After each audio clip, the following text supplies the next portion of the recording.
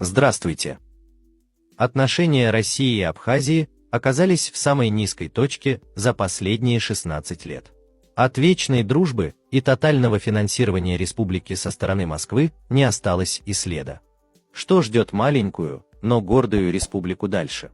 Отношения России и Абхазии рухнули не в один миг. Проблемы были всегда, но на них особо никто не обращал внимания. Модель, по которой жила Абхазия долгие годы, была простой и понятной. Москва платит деньги за красивые слова о вечной дружбе, братстве и непоколебимости Союза, а абхазы уже сами у себя решают, что и как делать. К лету 2024 года такой формат стал давать трещину. Абхазам недвусмысленно намекнули, что пора и честь знать. Не помогло. Вместо того, чтобы ответить на финансирование взаимностью, абхазы занялись излюбленными делами малых республик на постсоветском пространстве. Они устроили свой вариант Майдана, свергли президента и решили строить новое государство. Желательно без русских. Парламент республики сходу отверг инвестиционное соглашение с Россией, которое предусматривало защиту активов наших бизнесменов. Документ был отвергнут под личиной борьбы за национальные интересы. Были и другие проекты с Абхазией. Например, соглашение о сотрудничестве между местными правоохранителями и Росгвардией. И от него республика тоже отказалась. Министр внутренних дел Абхазии Роберт Киут заявил, что страна не может жертвовать национальными интересами ради таких сделок.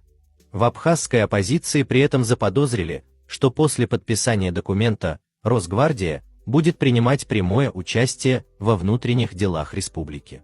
В довершение всего, абхазские власти стали подавать России крайне недвусмысленные сигналы. В частности, они устроили в Государственном историческом музее выставку-экспозицию в честь террориста Шамиля Басаева. Этого персонажа назвали чуть ли не героем республики. Сухум решил явно показать, с кем он и куда идет. На фоне всех этих событий Россия решила вылечить Абхазию от паразитизма. Финансирование страны резко и без объявлений было прекращено. По словам министра финансов страны Владимира Делбы, до конца года республика не получит 1,8 миллиарда рублей. Тут же в стране начались проблемы. В первую очередь Абхазия перестала выплачивать зарплаты силовикам. В Рио премьер-министр республики Валерий Рамшухович Бганба тут же запросил Москву вернуть все обратно. Но пока слова чиновника не нашли отклика в Москве. Еще одной проблемой Абхазии стало обеспечение электроэнергией. С 9 декабря в республике начал действовать новый режим потребления электроэнергии. Свет отключают на 6 часов. Ночью отключение электроэнергии не запланировано, но днем ток дают 2 раза по 2 часа 20 минут. Власти объясняют это тем, что собственных мощностей для выработки электроэнергии у страны не хватает. На Ингурской ГЭС критически низкий уровень воды.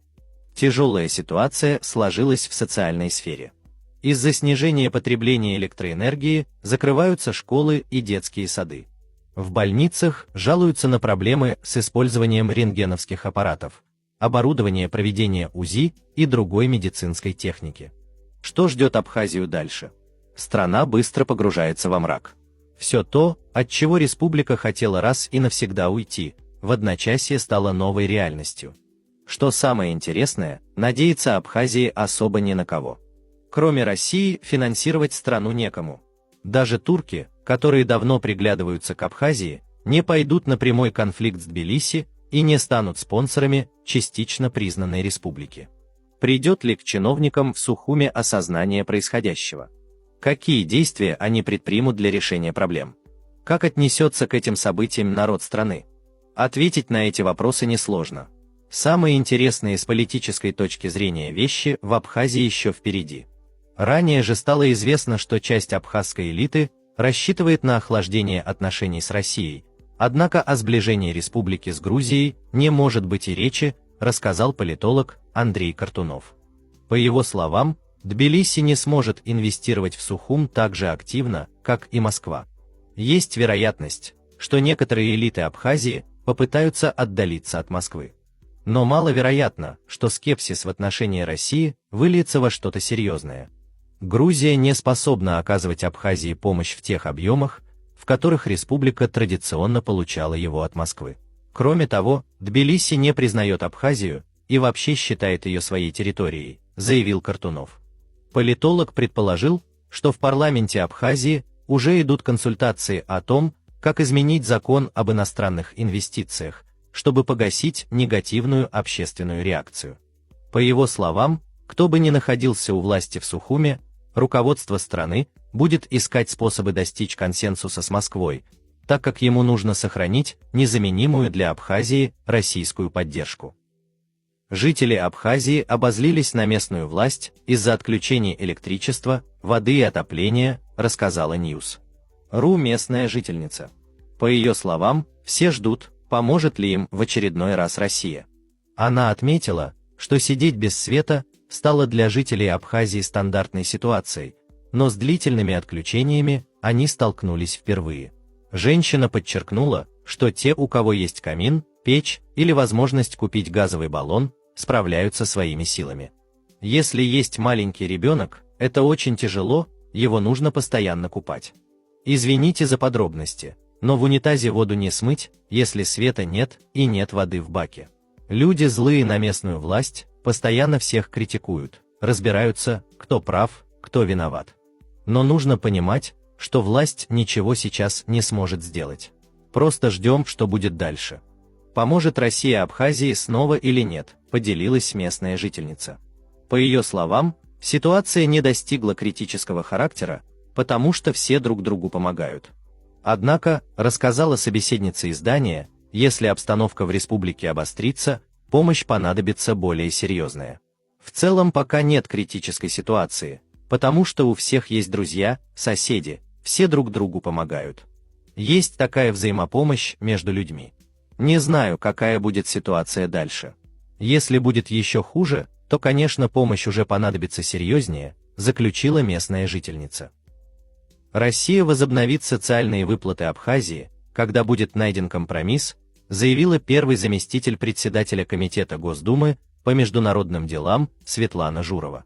В разговоре с News.ru парламентарий подчеркнула, что это вопрос дальнейших переговоров. По ее словам, Абхазия поступила правильно, обратившись к главе российского правительства Михаилу Мишустину. Абхазия правильно обратилась к Мишустину. Теперь будут искать компромисс, как продолжить эти выплаты. Это было предыдущее соглашение, не связанное с тем, что сейчас принимается с инвестициями апартаментов. Это не связанные вещи, пояснила Журова.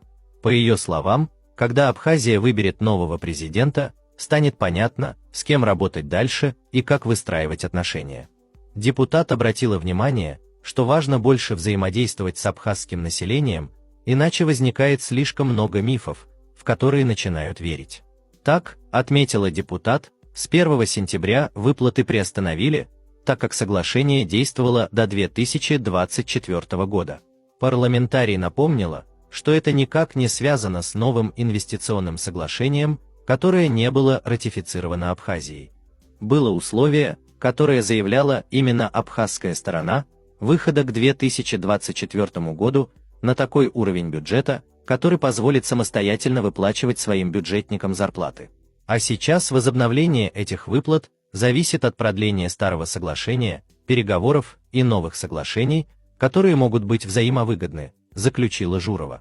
Ранее стало известно, что исполняющий обязанности премьер-министра Абхазии Валерий Бганба рассказал ТАСС, что письменно обратился к главе российского правительства Михаилу Мишустину с просьбой возобновить социальные выплаты. Россия их заморозила в сентябре 2024 года. По словам абхазского политика, ситуация по выплатам заработной платы в республике остается сложной. Министр финансов Владимир Делба считает ее контролируемой, о чем заявил на совещании СИО президента Бодрой Гунбой.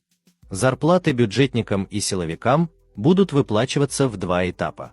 Сначала сотрудникам силовых служб, затем всем остальным. На текущий момент проблема решается благодаря усилиям по использованию доступных ресурсов, и мы продолжаем работать над выполнением обязательств, подчеркнул он. На совещании решили из-за сложной ситуации в энергетической сфере и трудностей в отоплении школ и детских садов приостановить образовательный процесс с 11 по 17 декабря включительно. Власти Абхазии также зарезервируют для медицинских учреждений большой объем топлива, чтобы они могли работать на дизель-генераторах. Однако они есть не во всех больницах. Ранее доцент кафедры политического анализа и социально-психологических процессов РЭУ имени Плеханова, военный политолог Александр Перенджиев допустил, что оппозиции Абхазии надо дать прочувствовать жизнь без российских инвестиций. Так он прокомментировал сообщение, что Совет Госдумы решил перенести на более поздний срок ратификацию протокола к соглашению с республикой о режиме торговли товарами. Вероятно, предположил Перенджиев, оппозиционеры в республике чувствуют себя уверенно, поскольку их поддерживает немалая часть населения, поэтому они считают, что обойдутся без российских инвестиций и будут сами с усами. А что вы думаете по этому поводу? Оставляйте свои комментарии, подписывайтесь на канал. До встречи!